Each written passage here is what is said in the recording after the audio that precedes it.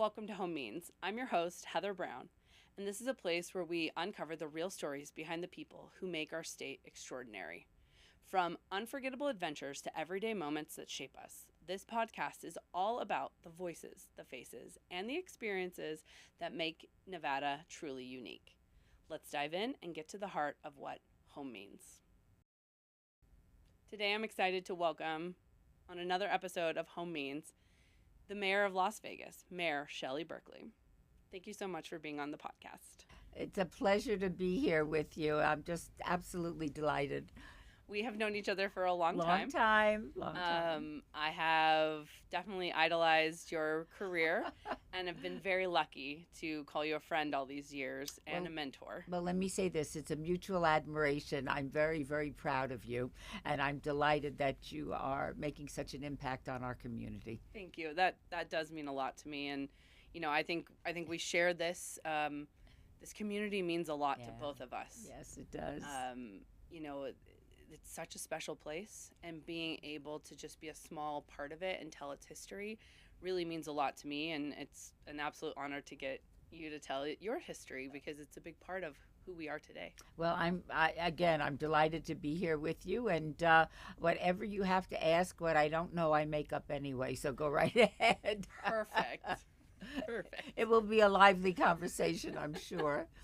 Well, you've spent almost your entire life here. And is there a moment or is there a theme that has really shaped you? Well, I'll tell you the moment. It was the very first night that my family rolled into town. We had driven across country. It was 1964, middle of the summer, so right around this time of year, no air conditioning in the car. And my dad had a letter of introduction to get a job as a waiter in Southern California, but my parents wanted to see Las Vegas. And the night that we rolled into town, I thought my parents were so old. They were 31 and 34 at the time, but they wanted to see Las Vegas. So we were driving down the Las Vegas Strip in the middle of the night, and I was 13 at the time.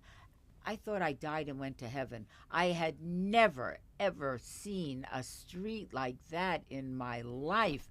And I think that was the beginning of my lifelong love of bling, because I drive down the same street, and here I am with 74-year-old eyes, not 13-year-old eyes. I have the same reaction. It's like, oh my goodness, what an extraordinary street. I mean, who has a street like this anywhere in the world? And so it was that first moment that we drove into town, lasting impression that I never got over. And so you guys had the intention of going to California, but you stayed here? We were here for the night. Okay. We were here for the night. As I said, my dad had a letter of introduction to get a job as a waiter in a restaurant in Southern California. Got to Hoover Dam. There were signs that said Las Vegas 30 miles. They're probably still there. And so my parents said, well, we're going to stop for the night. It was the middle of the summer. My sister and I didn't have to be in school. My mother was a stay-at-home mom. My dad didn't have a job. He had a promise of a job. We had the dog in the back seat with us, but I don't think he had any plans. So we were here for the night, and we never left. I know this place is special, and people say, I didn't know that it was so amazing, so I decided to bring my family here. Or they ran out of money. They gambled all their money, and they're stuck here, and then they make a life for themselves. That's right. Because that's why I think so many people relate to my story, because it's a very typical Vegas story. We had no intentions of staying here, and here we are 62 years later. I love that so much because your family felt it, and I totally agree. Driving down Las Vegas Boulevard, there's times where I have no business being on Las Vegas Boulevard, but I will drive down because I am enamored that I get to call this place home. I know. And that's in my backyard. I so relate to that. When I was in Congress, and I came home every weekend for 14 years. When I was flying in at night, it was usually a Friday night because work was done in D.C. I got on the first plane and flew home. But as we are descending and coming into what was McCarran is now Reed International, I looked at all the lights below me. I said, "Oh my gosh, I represent that! How incredible is that?" I know I personally always sit on the right side of the plane because you have a 90% chance of seeing the strip, and it does not matter how many times I fly home. That gives It's me, beautiful. yeah. When I lived in DC, I was there. Some of our time overlapped. Um, I would come home, and it wasn't until I got off the plane and started hearing the slot machines that I was like, "Oh, I'm I'm home. home." I know that is so true, so true. But I think it's funny that Vegas experiences of what we call home are very different than what somebody from Georgia would Oh, consider. I would imagine that is the Yeah. case.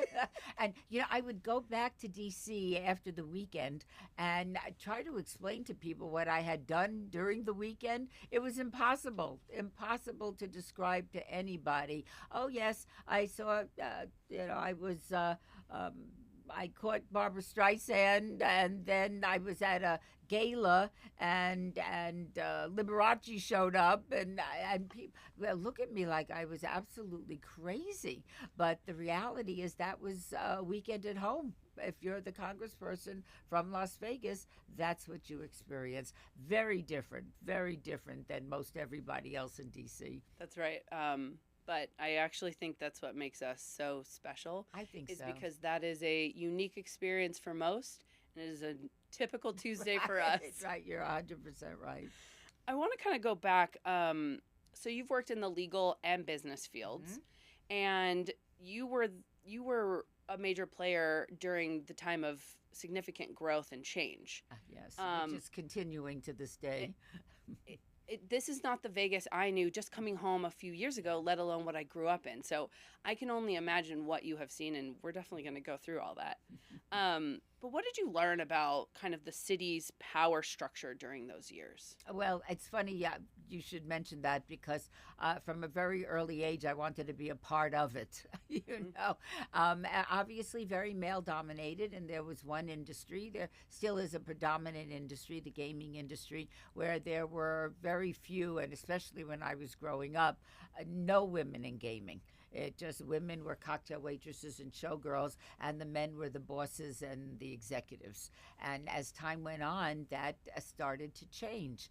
And I never. One of the things, and I think neither one of my parents graduated high school. They were from immigrant families, and when they were able to leave school so they could go to work to help support their families, that's what they both sides did. So I didn't grow up in a family that had very much money, but any influence whatsoever. But one of the things my parents taught me, especially my mother, is that there wasn't anything I couldn't do. She did not have her daughters, it's my sister and I, to sit in the back of the bus. And so I never felt it wasn't a sexist thing or a gender thing. I never thought that I couldn't do exactly what everyone else was doing or all the men were doing. And so I never really gave it a lot of thought. I just did it. And then ultimately became a part of, or let me say, the political power structure where I could actually do some good for my fellow citizens. And that, of course, was always my motivation. But I never thought my gender or anything else would hold me back. Never gave it a thought. And I love that even if your parents didn't finish high school, they never let you have any kind of limitations like that. Not at all. And I have found, and maybe it's because of the confidence, and it's not overconfidence where you think too highly of yourself. It's just that you had to work hard and distinguish yourself and make a difference. But that just came naturally to me. But it was encouragement from my family, particularly my mother. She didn't want me to lead the life that she led. And that was education. And I always tell everybody that in my family, it didn't matter if you were pretty or popular. Obviously, I was both naturally, but it mattered that you got good grades in school so you could make something of yourself. And that's exactly what we did. And my sister was the same. Yeah, because you went to UNLV. I did. Valley High School. Valley High School. John C. Fremont. Wow, you've been to all the legacy, like Yeah, the but that's backbone of. yeah. What you're saying is old school. Yes. I went to Western High School. I hear Oh, you. my high school boyfriend went to Western. I'm actually a legacy at Western. My mom Get graduated. out of here. Yeah. That is special. I'm curious. So, how has leadership kind of changed for you over the years? Actually, and I think that's a very good question. I have evolved over the years. I was very, and these are not negative traits, but very ambitious, very aggressive. I knew what I wanted, and I didn't always achieve it, but I don't think I had great sensitivity for other people. I was really focused on me and my ambitions and what I wanted to do. Over the years, and now I've been in office over 40 years, I've evolved into, I think, not only a better elected official, but a better person with tremendous empathy for others, understanding what people go through, and being more sensitive to their needs. And I think in the end, that has made me a much better public official. Yeah, I can imagine that it's a tough line to wrestle because you have to be your strongest advocate Mhm. while also having and saving space to be an empathetic person to your constituents. And some people don't always see empathy as strength and leadership, and it's a bit sexist. That's interesting because it is, one has to be very strong to do that. And I mean, all of the little issues I had when I was in my 20s and 30s and 40s and 50s and 60s, they've dissipated. Yeah. They don't matter much. And so now I can just concentrate on my job and being a good leader and role model in the community. And it just feels right to me. It's very comfortable to me. I had the privilege of being on the ballot in 2022, and I had to learn, even though I had worked in politics for years, people were mean, and I was like, "You don't know me," and I didn't let it bother me. I'm not saying that it doesn't bother me, right? I just didn't let it affect me, and I do think that I question a lot about this accessible world that we're in, this lack of anonymity. People can hide behind a computer screen, and if this has made people less empathetic, but also just less friendly, I think that's Oh, what I'm I trying to. agree with you. I mean, uh, not, being anonymous, I think sometimes brings out the worst in people, and that's unfortunate. We need to restore civility into our the public discourse. There's not even a question about that, and it seems to be lacking right now.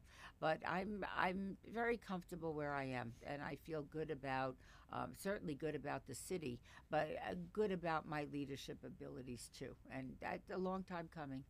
Well, I feel grateful that you decided to put your name back on the ballot because, I mean, you knew what was coming. Just Yes, I did. the trolls and the just the things that you can't control, but you knew you had a good message. You knew you were passionate. You love the city.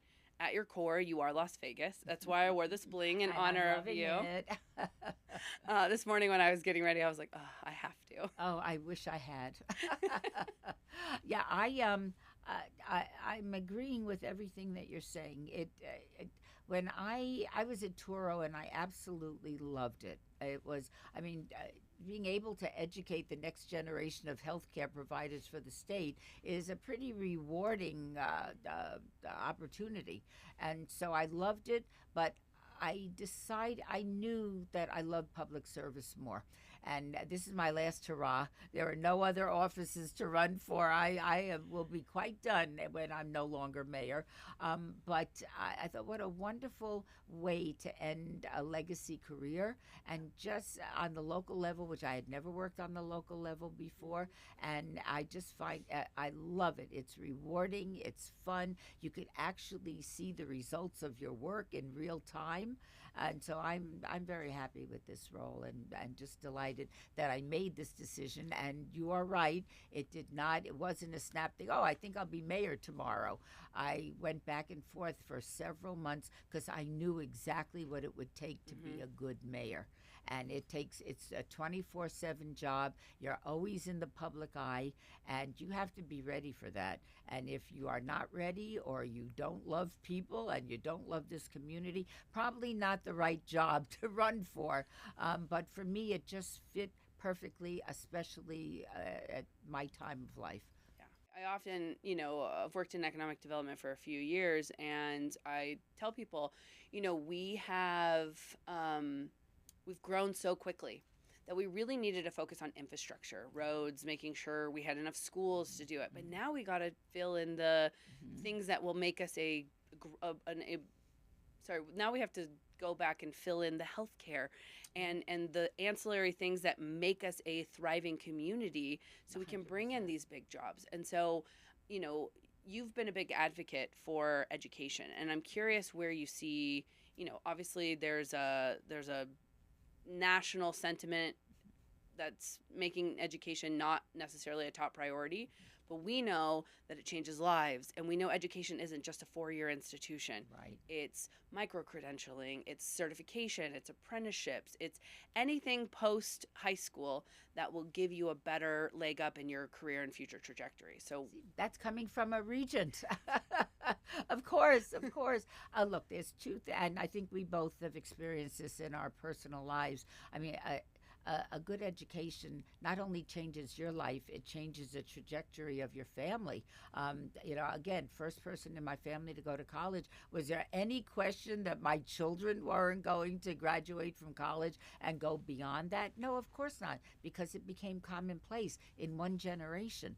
Also, and I know that you agree with this, our democracy depends on a well-educated electorate that can make informed decisions at the ballot box. And if you want a strong democracy, you must have a strong education system, because that is part of who we are. Yes, I could not agree more. I know. Because my time at UNLV, also a proud alum, really taught me to be a better thinker, more critical, ask better questions, not just take the first thing that somebody said. Right, exactly. But does that sound right? Does that feel right? Is there more information I need to gather? And it wasn't until I had the exposure in school that I was like, wait, there are other opportunities for me to, ask more questions and meet different types of people. Yeah, and I will say this, and as a proud alum of UNLV, in all of the aspects of my life, and I'll go to Congress, I met and I worked with people that had extraordinary Rhodes Scholars and Harvard grads and Columbia grads, Yale grads, Stanford grads. I never felt second best to any of them. The education I got at UNLV was wonderful for the life I'm leading, and I never felt inferior in any way. I could hold my own with all of them, and I credit that to a great education at UNLV. And candidly, Valley High School, I mean, I've been here since junior high school, so everything that I've achieved started with my schooling. And John C. Fremont was fine. Valley was fine. I'm part of the first graduating class at Valley High School, which was very cool school at the time. I'm sure cool. It still is. And then going to college. UNLV might as well have been Harvard for me. It changed my life. I really think that UNLV actually changes more people's lives. Oh, I agree with you. Because of how many first gens. Yes. And this is their first introduction to anything beyond high school. I couldn't agree with you more. And I've always thought, and I've never sought your opinion on this, there's always been that desire by UNLV to be a great research institution or be a great this institution. What we do for people in this community that are going to college for the first time like we did, it does impact the lives of those students and their families forever. And I think that that is so much more important than being known as a research institution or something else very fancy. We do important things at those institutions, and that's what matters. It makes a direct impact on those families. I couldn't agree more. And I know you went to plenty commencements when you were a regent yourself. Every one of them. I did 32 last year.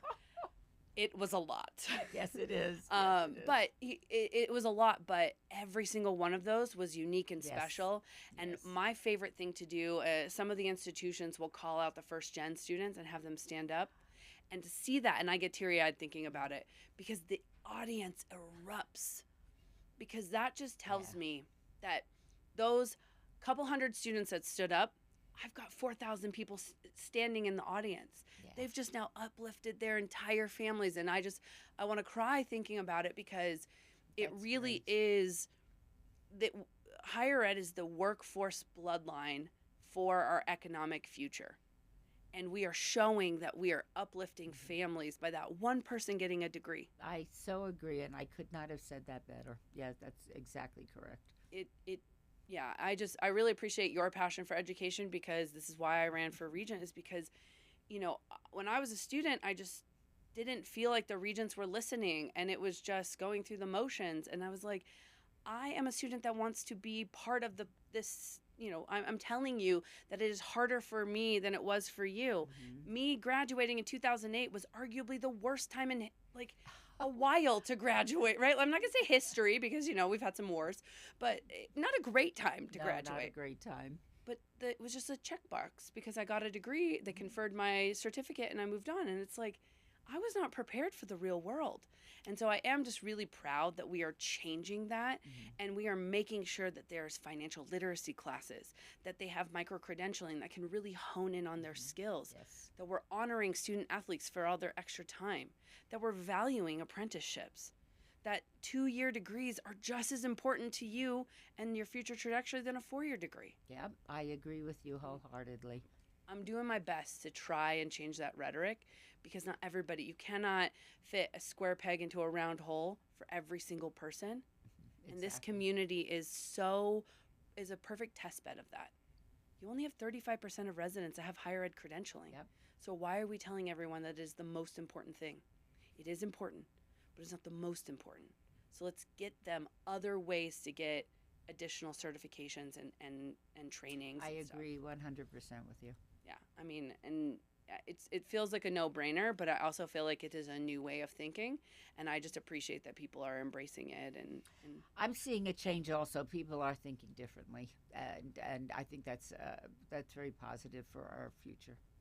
speaking of change, you're now the mayor of Las Vegas, and I'm curious where you think Vegas, the city of Las Vegas, is going over the next decade, and what changes you're hoping to be a foundational member of. Absolutely. And let me say this. When my family first moved to town in 1964, there were 80,000 people in the entire Las Vegas Valley. There are now 2.6 million people in the same geographic area. And, we're projected to go to 3 million in the not so distant future.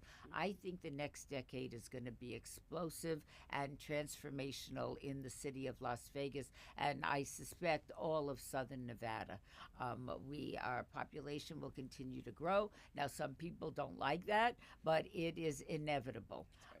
Even though we're having a little economic downturn now, the fact of the matter is we will continue to grow and prosper.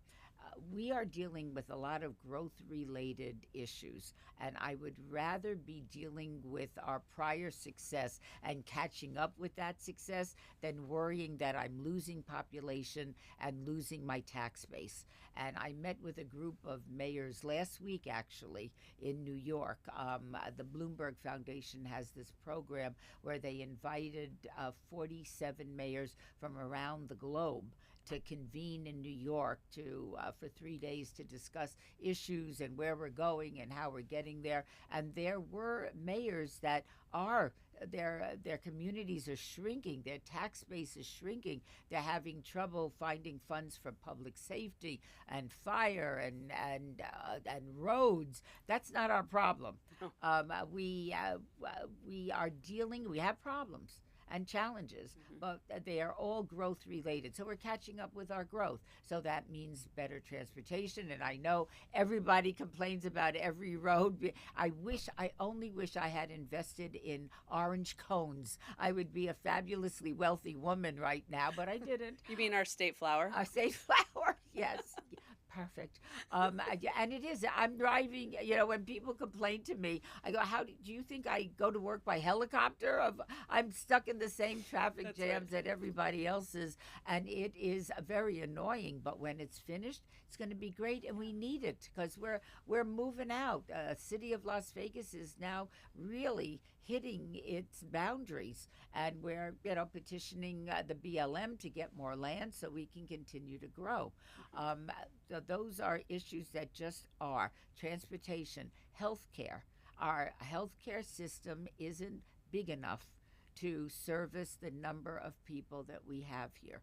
And that's something that the schools are working on. Roseman just got accredited, so they're going to be admitting, I think I spoke with them the other day, 64 future doctors are in their incoming class. Toro's at 180. UNLV is at 60, wanting to go to 120. UNR is around 60. We don't have a medical student shortage in the state of Nevada. We have a physician shortage. So if we could get more residency programs and other things that keep graduates of medical schools from leaving town, That's right. then we're going to be able to take care of our own challenge. And so that's a biggie, but it's a biggie. We've got to take care of that for quality of life issues. Also, and the number one is education. We can't keep funding our education system 49th in the United States and expecting a different outcome. And we have a very diverse student population, and it is a lot more challenging to teach first graders in our schools, in the Clark County school system now, than it was when I was a kid. We all looked alike, we all sounded alike, and we all came from middle-income families. Most of our parents worked on the Strip or at the Nevada Test Site, one or the other.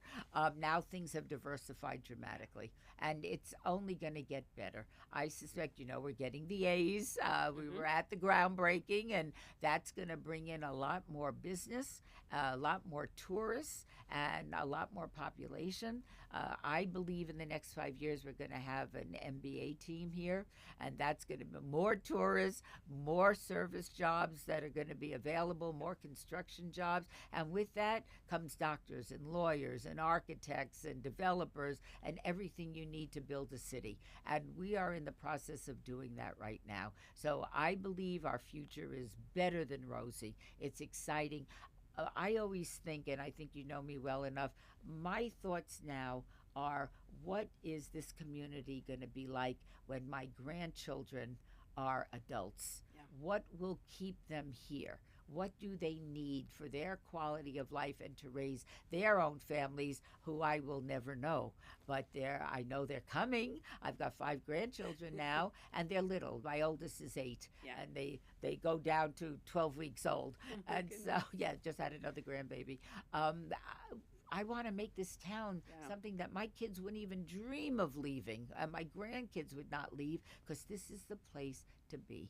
This is Las Vegas, and that's going to mean something to them. That's exactly right. Exactly right. I'd actually love, because that's how I think too, right? It's not just how we're going to show up today, but what that ripple effect's going to be for people down the road, and that keeps them here and keeps the same like Nevada, Vegas spirit.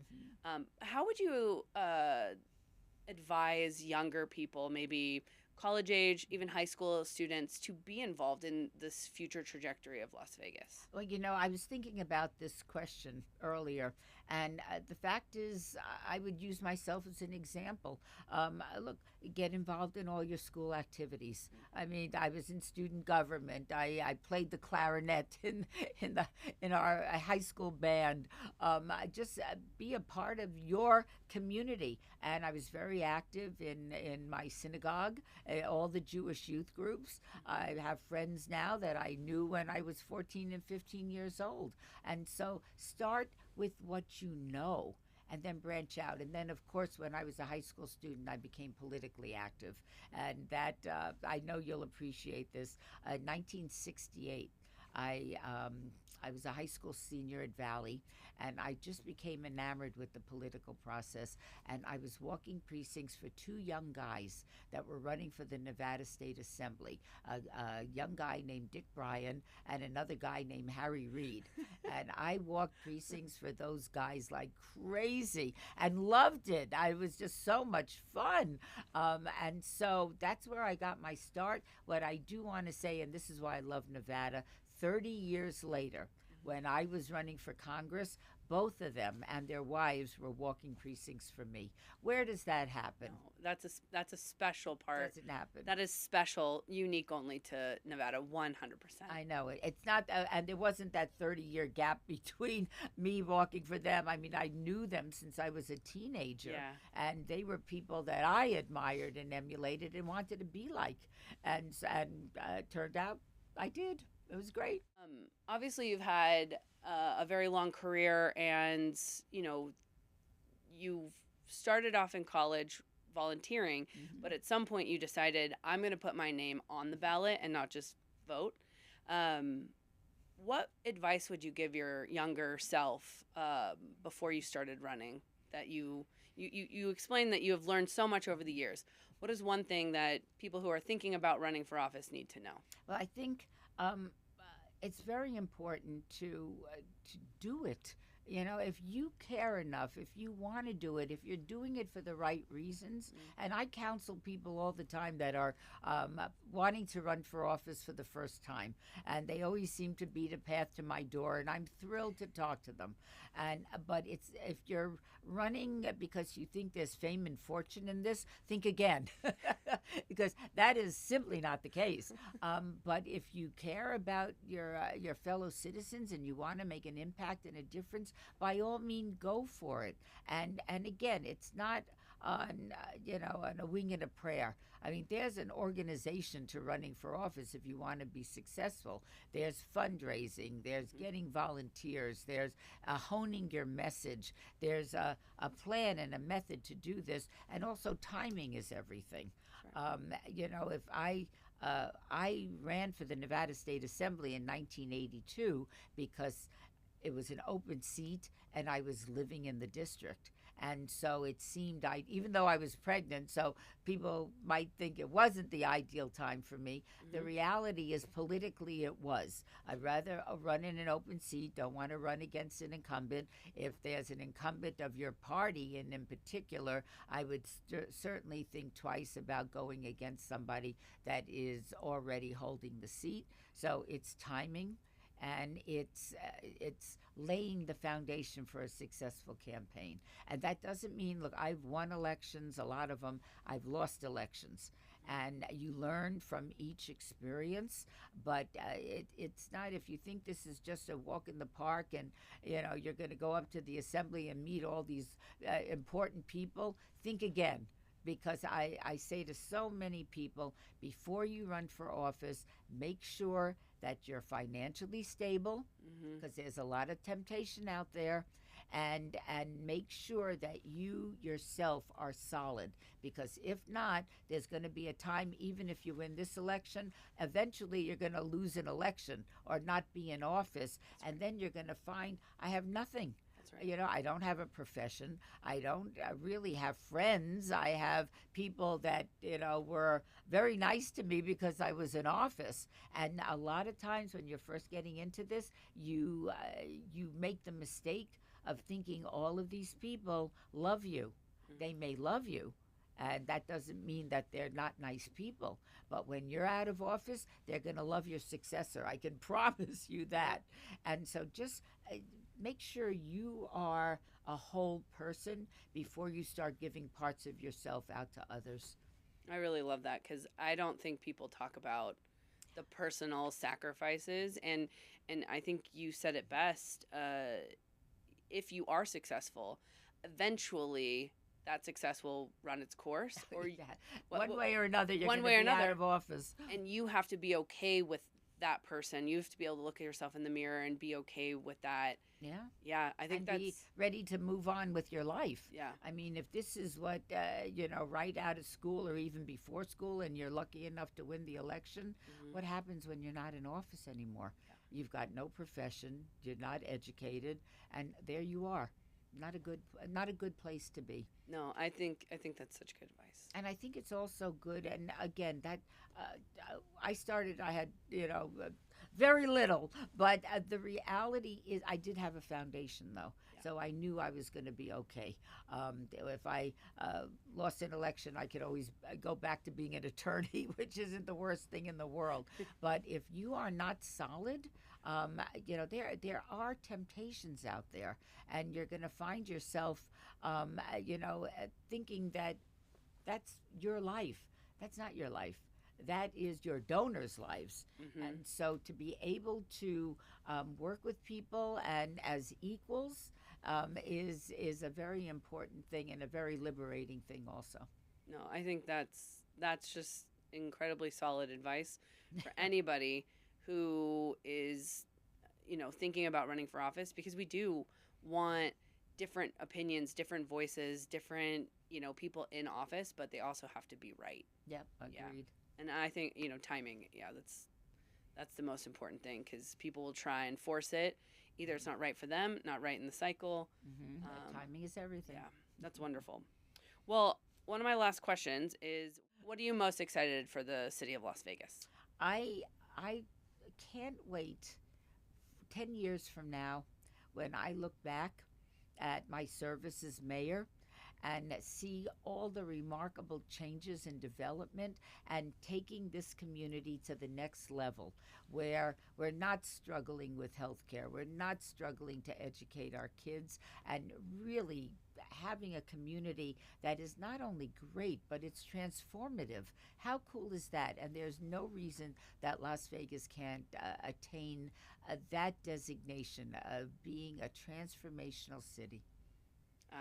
Yes, and I got goosebumps I know. It's very exciting, very exciting. Because we've all, and you've been a part of this history longer. We've seen so many incredible changes, and I really am excited for you and your team and where the city's going. So, I'll give you a little. And I was in college actually at UNLV, and they were starting to create the Philharmonic.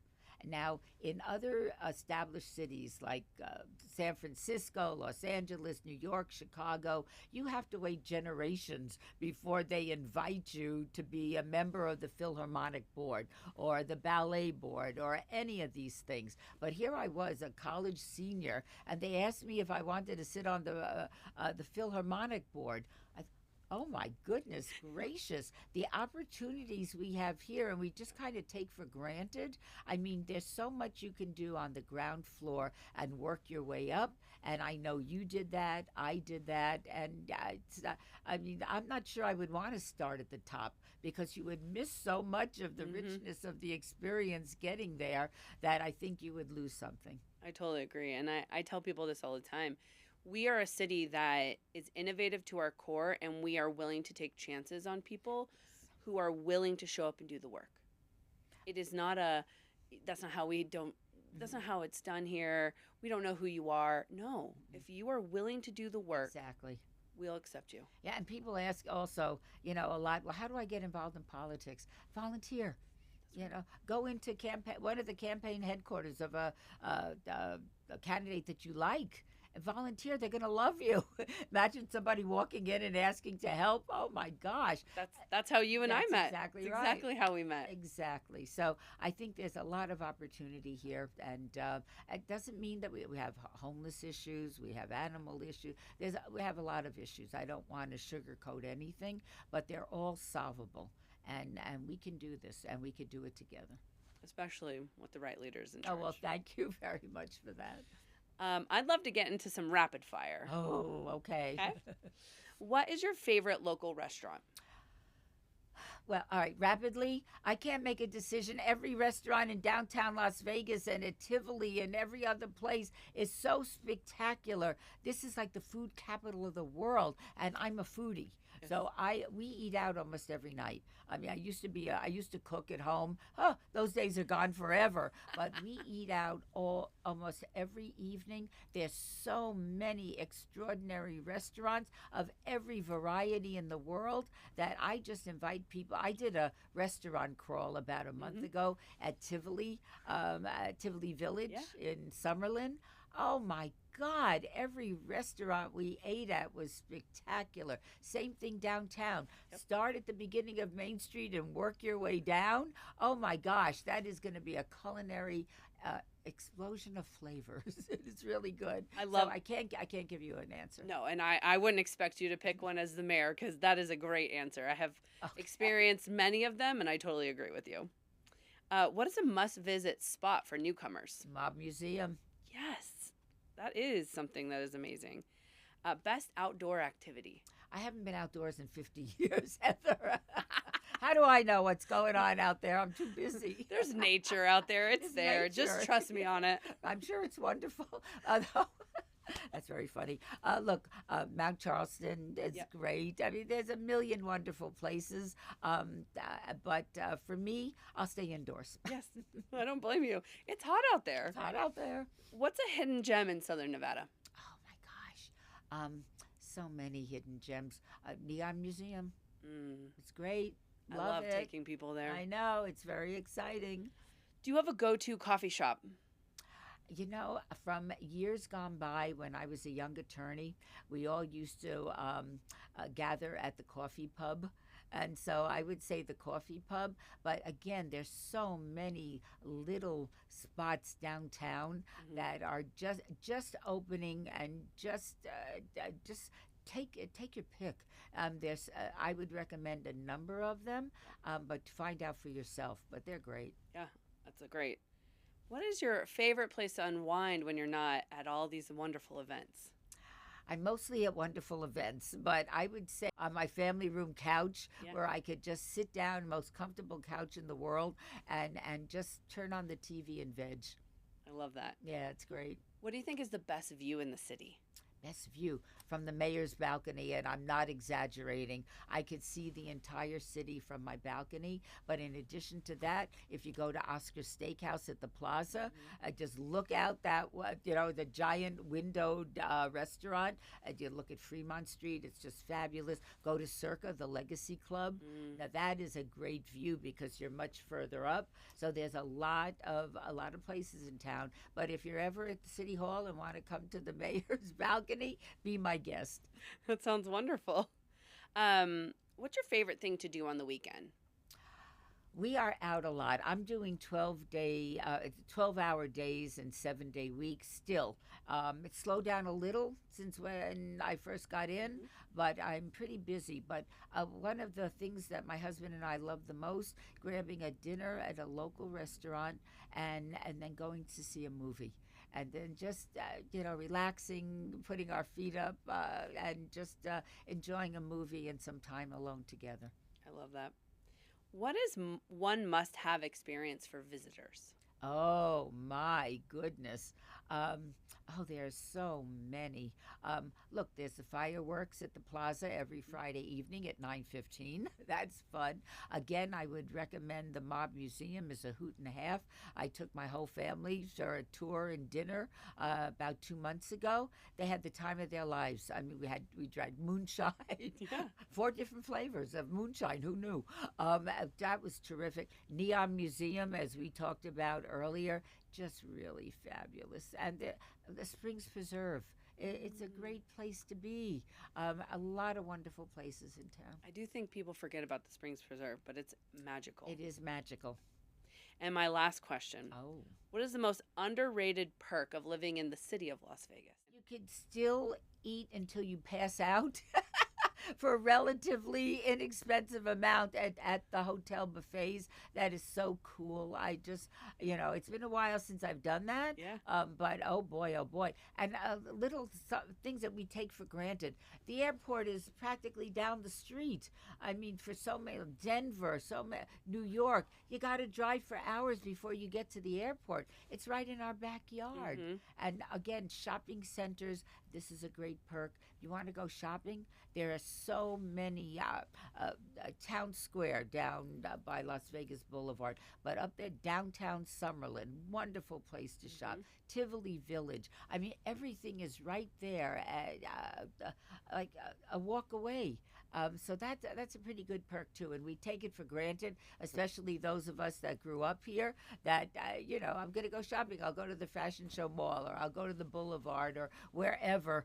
But we actually get to do that, and there's free parking. I know. How cool is that? Well, because we can just go one place, get it all done. Yeah. Any other place we're zipping. Oh my gosh, can you imagine LA? No, We I would be in cannot. the car for 3 hours just to do one errand. And have to park. I have to pay every time we park somewhere. I'm not about that, No. but this was lovely. Thank you. I am- appreciate it. Yes, and I am so grateful for you taking some time to chat with me, and I'm grateful for your friendship and mentorship, like I said before, because I want to be your biggest champion and whatever I can do to be helpful. Well, that goes both ways. And as I said at the top of the show, I'm so very, very proud of you and the woman and public servant you've become. Thank you. That means a lot. You're welcome. You're welcome.